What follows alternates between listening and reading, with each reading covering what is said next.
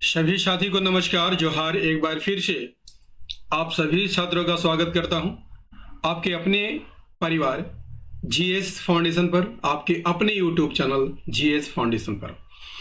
और दोस्तों, आज के सेशन में हम लोग करने वाले हैं झारखंड जीके की क्लास। और झारखंड जीके की क्लास में हम लोग देखेंगे अति महत्वपूर्ण प्रश्नों को, जिसे जेपीएससी पीटी एग्जाम में पूछे जाने की संभावना काफ़ी अधिक है दोस्तों। तो आपसे मेरा यही रिक्वेस्ट रहेगा कि आप सेशन को एंड तक जरूर देखिएगा। यदि वीडियो अच्छी लगे, सेशन अच्छी लगे तो लाइक कीजिएगा, इसे अपने दोस्तों के साथ शेयर कर दीजिएगा। और यदि आप भी इस चैनल पर नए हैं और अभी तक चैनल को सब्सक्राइब नहीं किया है तो जरूर सब्सक्राइब कर लीजिएगा, बेल आइकन को प्रेस करना मत भूलिएगा। दोस्तों, हमेशा मेरा यही प्रयास रहता है कि बहुत कम समय में आपको अधिक से अधिक कंटेंट उपलब्ध कराया जा सके। तो चलिए शुरुआत करते हैं आज के सेशन को। पहला सवाल आपके स्क्रीन पर क्या कहता है?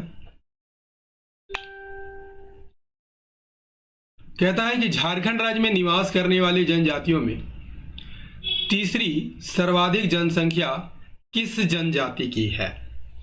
झारखंड राज्य में निवास करने वाली जनजातियों में तीसरी सर्वाधिक जनसंख्या किस जनजाति की है? इसका राइट आंसर हो जाएगा दोस्तों, तीसरी सर्वाधिक जनसंख्या मुंडा जनजाति की है।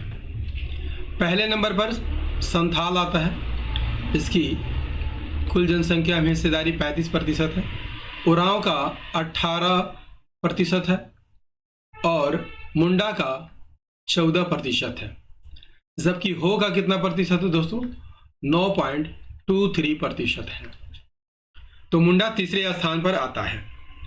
मुंडा का अर्थ क्या है दोस्तों? राजनीतिक प्रमुख। इसका अर्थ है मुंडा राजनीतिक प्रमुख होता है। मुंडा स्वयं को क्या कहते हैं दोस्तों? स्वयं को होड़को कहते हैं। और इनकी भाषा क्या है? होड़ो जगर इनकी भाषा है।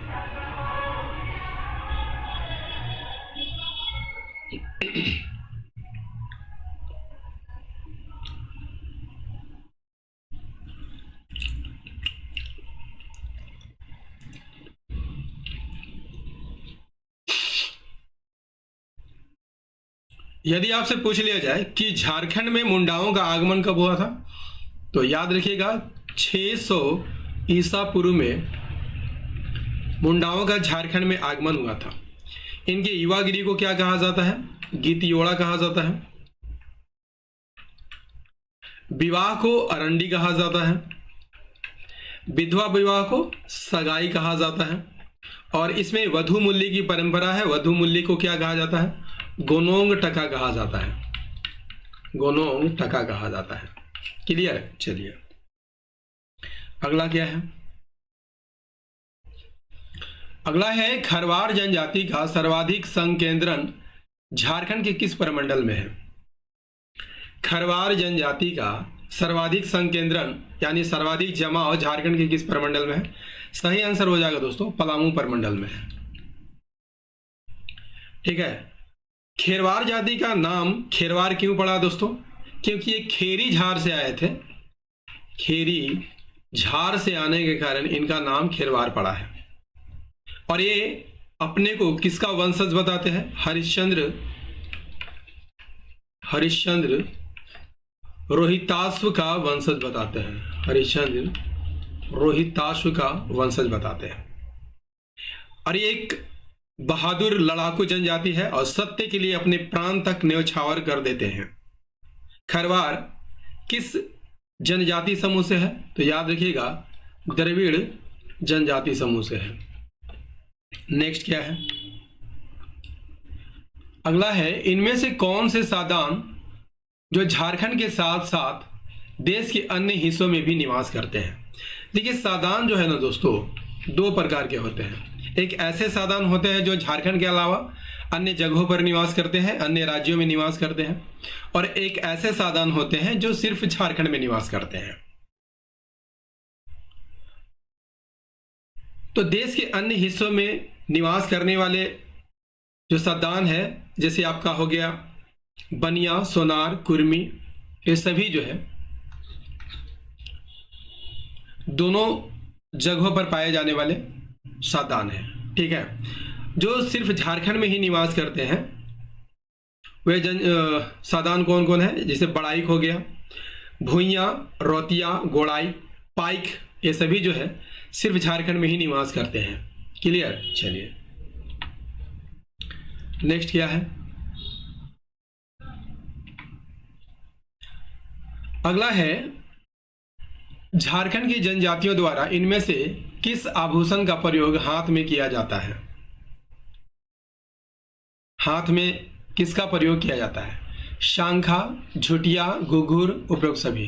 तो इन सभी का प्रयोग किया जाता है। इसके अलावा बाइकल,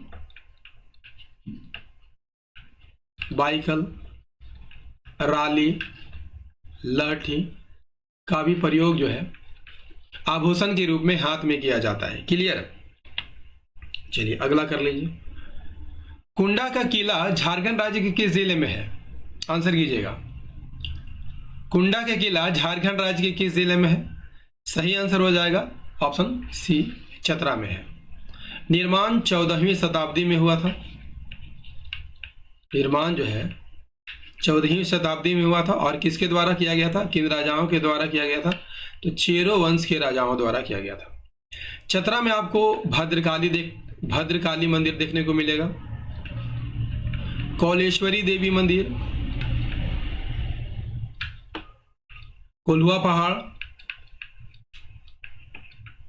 यहां पर जलप्रपातों की संख्या भी काफी अधिक है दोस्तों। जिसे आपको मिलेगा गोवा जलप्रपात, डुमेर सुमेर, तमासीन जलप्रपात, सारे के सारे जो है चतरा में मिलेंगे। और यहीं पर पंसिहारी तालाब भी आपको देखने को मिलेगा। आप कमेंट करके बताइएगा दोस्तों, पंसिहारी तालाब के निकट जो है किन्हें फांसी दिया गया था? क्लियर? चलिए अगला कर लीजिए। अगला है गोड्डा के मां योगिनी मंदिर का निर्माण किसने कराया था? शीतला देवी, चारुशीला देवी, गजघंट राय, सहबल राय। ये मां योगिनी का मंदिर कहाँ है दोस्तों? गोड्डा में है। और इसका निर्माण किसने कराया था? चारुशीला देवी ने कराया था। किसने कराया था? चारुशीला देवी ने कराया था। और यहां मान्यता है दोस्तों कि मां सती जी की दाहिनी जांघ यहीं पर गिरी थी। ठीक है, और यहां असम में जो कामाख्या मंदिर है उसी की तरह यहां पिंड की पूजा की जाती है, याद रखिएगा। और यहां पर कैसे वस्त्र चढ़ाए जाते हैं? तो लाल वस्त्र यहां पर चढ़ाने जाने की प्रथा है। ठीक है, और याद रखिएगा मां योगिनी का जो है चर्चा महाभारत में भी किया गया है। महाभारत में भी किया गया है। ठीक है, और ऐसा माना जाता है कि पांडव ने यहीं पर कुछ समय अपना व्यतीत किया था। चलिए अगला कर लीजिए। अगला है हो जनजाति में इनमें से कौन सा लोकगीत धान की बुआई के समय किया जाता है? बा कैसा गीत है? तो ये बसंत गीत है। बसंत गीत है। हैरो धान की बुआई के समय किया जाता है। नोमनामा जो है नया अन्न खाने के अवसर पर किया जाता है। नया अन्न खाने के अवसर पर किया जाता है। ठीक है, कर्मा कब मनाया जाता है दोस्तों? तो ये भादो माह के शुक्ल पक्ष की एकादशी को मनाया जाता है। सभी आप याद करके रखिएगा। चलिए अगला कर लीजिए। इनमें से कौन सा झूमर नृत्य का प्रकार नहीं है?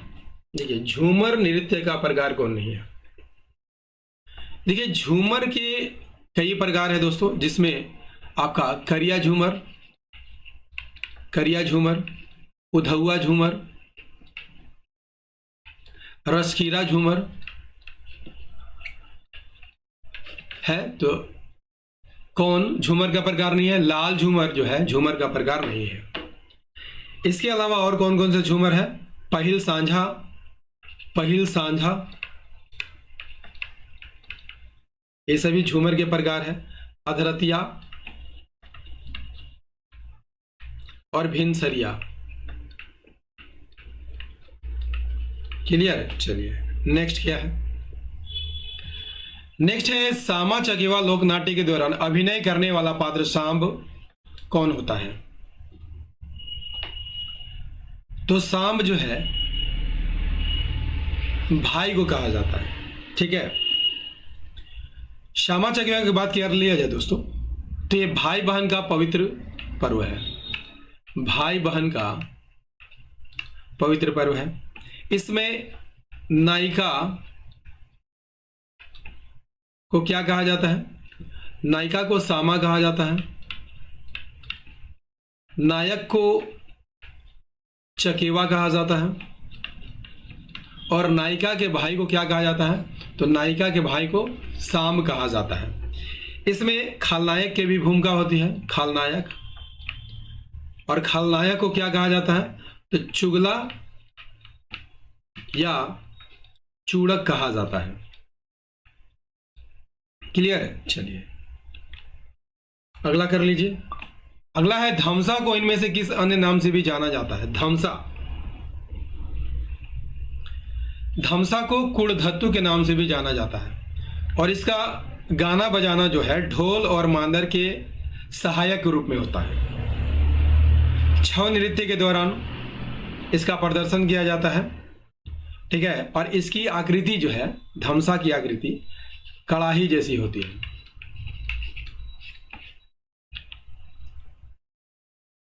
अगला क्या है? अगला है झारखंड की जनजातियों में प्रचलित टूसू पर्व कब मनाया जाता है?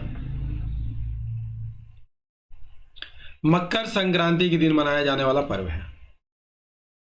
ठीक है, और किसकी स्मृति में मनाया जाता है? तो टूसू नामक कन्या की स्मृति में मनाया जाता है। टूसू कन्या की स्मृति में मनाया जाता है।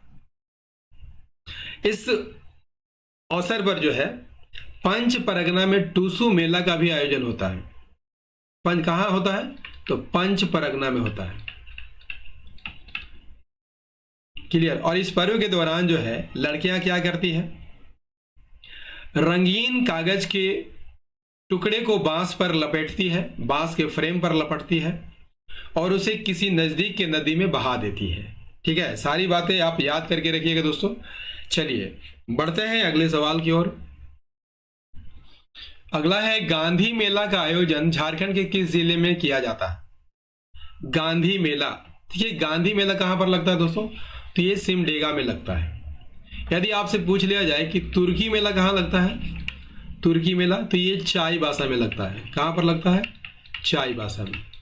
ठीक है, उर्स मेला कहां लगता है? उर्स मेला गुमला में लगता है। और जतराही मेला कहां लगता है?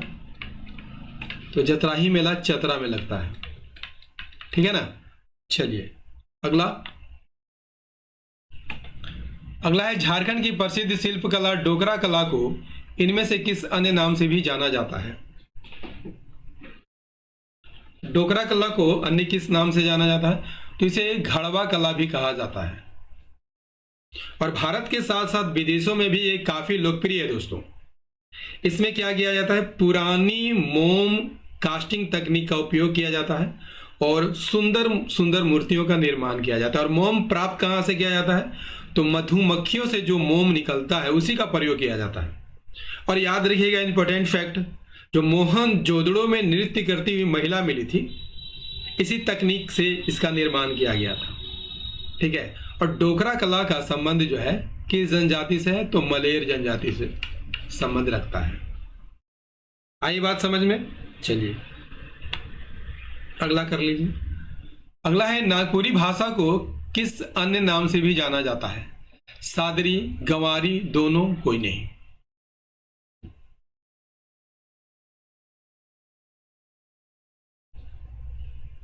सही आंसर हो जाएगा, नागपुरी भाषा को सादरी के नाम से भी जाना जाता है और गंवारी के नाम से भी जाना जाता है। उपयुक्त दोनों सही आंसर हो जाएगा। और ये झारखंड की संपर्क भाषा है दोस्तों, और ये नागवंशी राजाओं की मातृभाषा भी इसे कहा जाता है। यदि आपसे पूछ लिया जाए कि नागपुरी के प्रथम कवि कौन है, तो याद रखिएगा बेनी राम मेहता।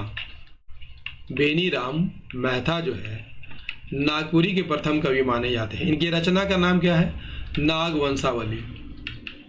नागवंशावली। चलिए अगला देख लीजिए। अगला है संथाली भाषा के प्रथम साहित्यिक नाटक का नाम क्या है?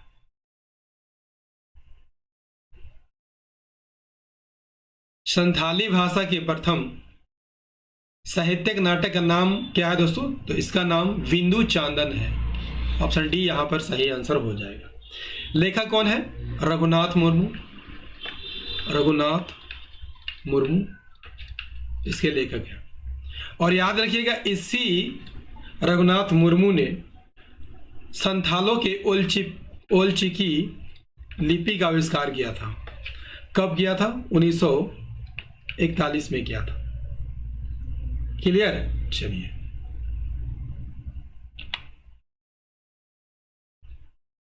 अगला क्या है? अगला है वन स्थिति रिपोर्ट 2017 के अनुसार झारखंड राज्य का कार्बन स्टॉक देश के कुल कार्बन स्टॉक का लगभग कितना प्रतिशत है? सही आंसर हो जाएगा 3%। ठीक है, कार्बन स्टॉक कितना है दोस्तों? 222 मिलियन टन। नेक्स्ट क्या है? और दोस्तों यहां पर आपको सेशन कैसा लग रहा है कमेंट करके जरूर बताइएगा ताकि हमें भी कॉन्फिडेंस आए दोस्तों। चलिए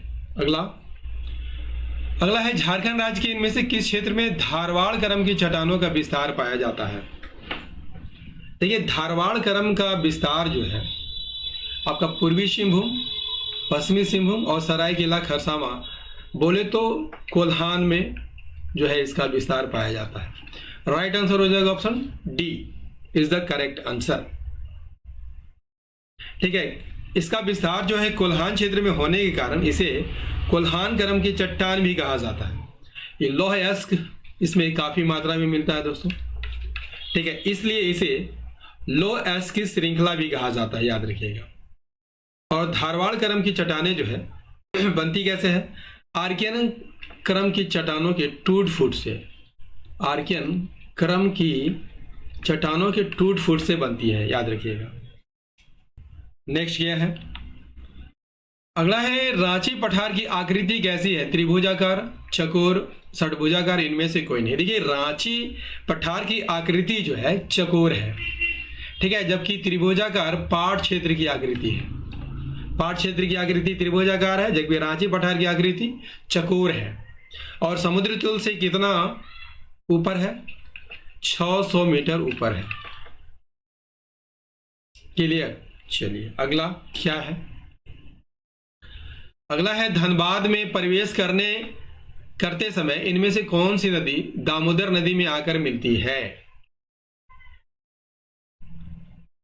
धनबाद में प्रवेश करते समय इनमें से कौन सी नदी दामोदर नदी में आकर मिलती है? सही आंसर हो जाएगा जमुनिया। ठीक है, जमुनिया नदी जो है धनबाद में प्रवेश करते हुए दामोदर नदी से मिलती है। बराकर नदी की यहां पर बात कर लिया है तो ये दामोदर नदी से कहां में पर मिलती है? चिरकुंडा के पास मिलती है। ठीक है, दामोदर नदी कहां से निकलती है दोस्तों? तो आप सभी जानते होंगे, टोरी लातेहार से निकलती है। टोरी लातेहार से निकलती है और गिरती कहां है? हुगली नदी में जाकर गिर जाती है। इसकी कुल लंबाई आप सभी जानते होंगे 592 किलोमीटर, लेकिन झारखंड में मात्र 290 किलोमीटर बहती है। ठीक है, अपवाह क्षेत्र 12,800 वर्ग किलोमीटर है। चलिए अगला कर लीजिए। अगला क्या है? अगला है झारखंड के किस क्षेत्र में रेतीली मिट्टी की अधिकता है? देखिए, रेतीली, अभी मानचित्र देखिएगा दोस्तों तो आपको पता चलेगा कि रेतीली मिट्टी का विस्तार जो है हजारीबाग और धनबाद में है। राइट आंसर हो जाएगा ऑप्शन बी। इसमें किस प्रकार के अनाजों की खेती होती है? तो मोटे अनाजों की खेती होती है। ठीक है ना, इसमें मोटे अनाजों की खेती होती है। और दामोदर घाटी क्षेत्र में जो मिट्टी पाई जाती है उसे फुफ्फुस मिट्टी कहा जाता है। फुफ्फुस मिट्टी। नेक्स्ट क्या है? चलिए नेक्स्ट कर लीजिए। नेक्स्ट क्या है? झारखंड राज्य के कुल वन क्षेत्र का कितना प्रतिशत अवर्गीकृत वनों की श्रेणी में आता है? अवर्गीकृत श्रेणी में कितना क्षेत्र आता है? 0.14% आता है। ठीक है, और अवर्गीकृत वनों का विस्तार कितना है दोस्तों? 33 वर्ग किलोमीटर क्षेत्र में फैला हुआ है। और सबसे बड़ा अवर्गीकृत वन किस जिले में है? तो आपको साहेबगंज जिले में है। इसके बाद पश्चिमी सिंहभूम, दुमका और हजारीबाग का स्थान आता है, याद कर लीजिएगा। चलिए अगला है वन अधिकार नियमावली को कब अधिसूचित किया गया था? देखिए, यदि आपसे पूछ लिया जाए दोस्तों कि वन अधिकार अधिनियम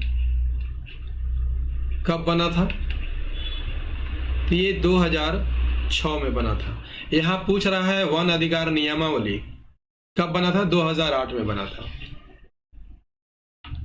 चलिए अगला क्या है? अगला है झारखंड राज्य के किस क्षेत्र में जीवाश्म उद्यान विकसित किया गया है? जीवाश्म उद्यान कहां विकसित किया गया है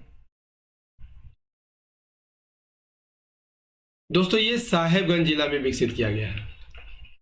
साहेबगंज जिला में विकसित किया गया है। ठीक है, लेकिन साहेबगंज राजमहल पहाड़ी के अंतर्गत आता है। ठीक है, किसके द्वारा? तो नेचर क्लब के द्वारा विकसित किया गया है। नेचर क्लब के द्वारा विकसित किया गया है। चलिए अगला क्या है दोस्तों? अगला है झारखंड राज्य के जिले में सबसे अधिक पीडीएस यानी जन वितरण प्रणाली डीलर है।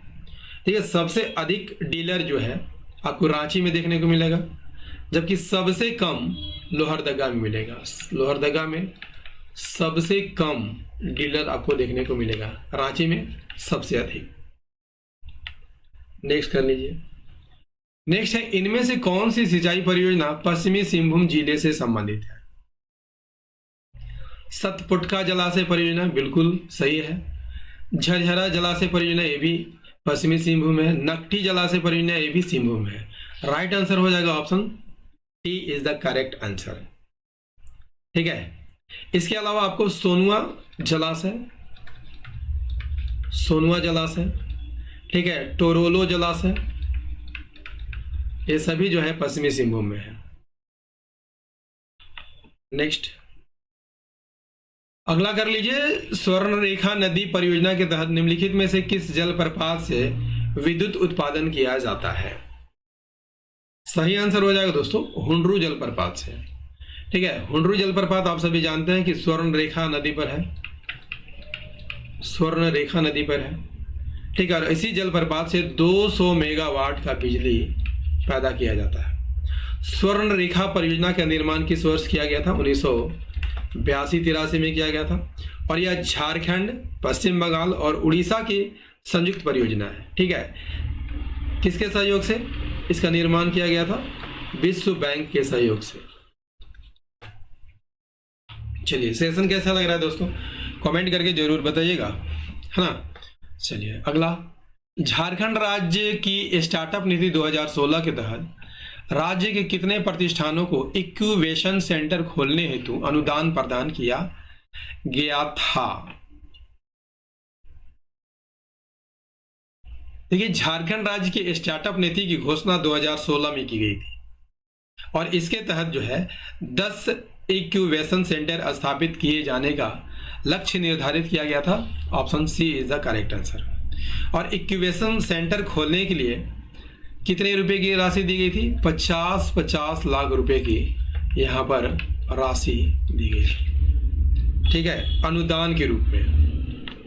चलिए अगला है अस्थानीयता नीति के तहत झारखंड राज्य का अस्थायी निवासी के रूप में मान्यता के लिए कितने शर्तों में से किसी एक को पूरा करना अनिवार्य है? देखिए, झारखंड राज्य का अस्थायी निवासी के रूप में मान्यता के लिए 6 शर्त थे, इसमें किसी एक का पूरा करना अनिवार्य था। ठीक है, चलिए नेक्स्ट है प्रत्यर्पण करने वाले उग्रवादी द्वारा रॉकेट या एलएमजी लॉन्चर का समर्पण करने पर पुनर्वास अनुदान के अतिरिक्त कितनी राशि देने का प्रावधान प्रत्यर्पण और पुनर्वास नीति में किया गया है? देखिए, अनुदान के रूप में कितना राशि मिलता है? 2.5 लाख रुपये। इसके अलावा यदि रॉकेट के साथ या एलएमजी के साथ समर्पण करते हैं तो उन्हें 1 लाख रुपये एक्स्ट्रा दिया जाता है। ठीक है, चलिए अगला क्या है? अगला है पुनर्स्थापन एवं पुनर्वास योजना के तहत की गई किसी घोषणा को कम से कम कितने समाचार पत्रों में प्रकाशित किया जाना अनिवार्य है? कम से कम तीन समाचार पत्र में प्रकाशित किया जाना अनिवार्य है, ठीक है। लेकिन कम से कम 2 समाचार पत्र जो है हिंदी में रखना होगा। कम से कम 2 समाचार पत्र आपके हिंदी में होने ही चाहिए। दोस्तों, झारखंड जीके का ये सेशन आपको कैसा लगा? उम्मीद करता हूं दोस्तों काफी अच्छा लगा होगा। यदि सेशन पसंद आया हो तो लाइक कीजिएगा, इसे अपने दोस्तों के साथ शेयर कीजिएगा, और यदि आप भी इस चैनल पर नए हैं और अभी तक चैनल को सब्सक्राइब नहीं किया है तो जरूर सब्सक्राइब कर लीजिएगा। दोस्तों, मैं आपके लिए काफ़ी मेहनत कर रहा हूं दोस्तों, तो वीडियो को लाइक कीजिएगा और चैनल को जरूर सब्सक्राइब कर लीजिएगा। तो मिलते हैं 1000 क्वेश्चन के सीरीज नंबर 13 में। तब तक के लिए जय हिंद, धन्यवाद।